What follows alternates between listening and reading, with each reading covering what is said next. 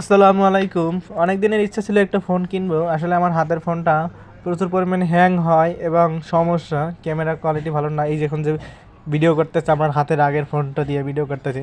আসলে ফোনটা এখন আমি আনবক্সিং করব, তো ভাই দেখিয়ে দিল কিভাবে আনবক্সিং করব। আনবক্সিং অবশেষে আনবক্সিং করতেছি। আসলে খুবই ভালো লাগতেছে। এই প্রথম অনেক দিনের ইচ্ছা ছিল যে ভালো একটা ফোন কিনবো, তো দেখতে দেখতে আশাটা পূরণ হলো।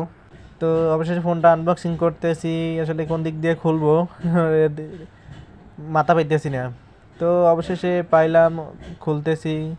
তো আসলে ফোনটা ভালো লাগছিল দেখে, অনেক ইউটিউবে রিভিউ দেখছি। অবশেষে ফোনটাই অনেক সুন্দর লাগছিল, যার জন্য ফোনটা নিলাম। অনেক ঘোরাঘুরি দেখা, অনেক জায়গায় দেখছি, ইউটিউবে দেখে আসছি সুন্দর একটা ফোন। অনেক দোকানে ঘুরে ঘুরে দেখলাম, পরে এই দোকান আসলাম, দেখে ভালো লাগলো। তো অবশেষে ফোনটা আনবক্সিং করলাম এবং ভাইয়ের হাতে দিলাম ফোনটা। ভাই আবার একবার দেখিয়ে দিচ্ছে সুন্দর করে। তো ভাই এবার একটু সেট আপ মেট আপ করে দিব সুন্দরভাবে। অন করবো ফোনটা। আসলে ভালো লাগছিল দেখা, যার জন্য নিলাম। আহ, খুবই সুন্দর একটা ফোন, স্যামসাং গ্যালাক্সি। আগে কখনো চালাই নাই স্যামসাং ফোন, এই ফার্স্ট লাইফে ফার্স্ট এই ফোন চালাচ্ছি। তো দুই ভাই আসলাম একসাথে।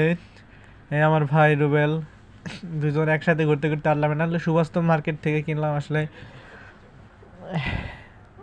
অফিস ছুটি হইলো, ছুটি হওয়ার পর আসলাম। তো সেট আপ টেট আপ করতে হবে সুন্দর করে, যা যা লাগে আর কি। ঈদ উপলক্ষে 4,000 টাকা ডিসকাউন্ট পেয়েছি।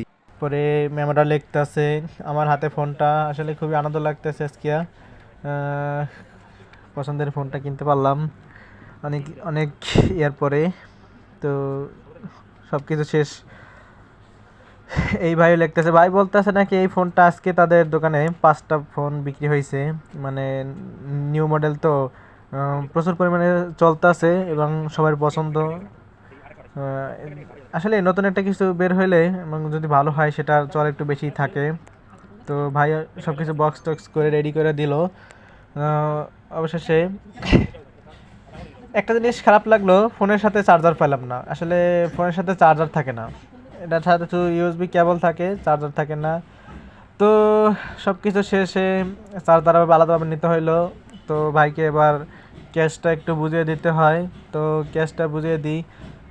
আমি একবার গুনে তার হাতে দিলাম। তো আমি একবার টাকাটা গুনে তার হাতে দিলাম এবং সে আবার একবার বুঝে নিতে আসে। তো সবাই ভালো থাকবেন, দোয়া করবেন আমার জন্য। আল্লাহ হাফেজ।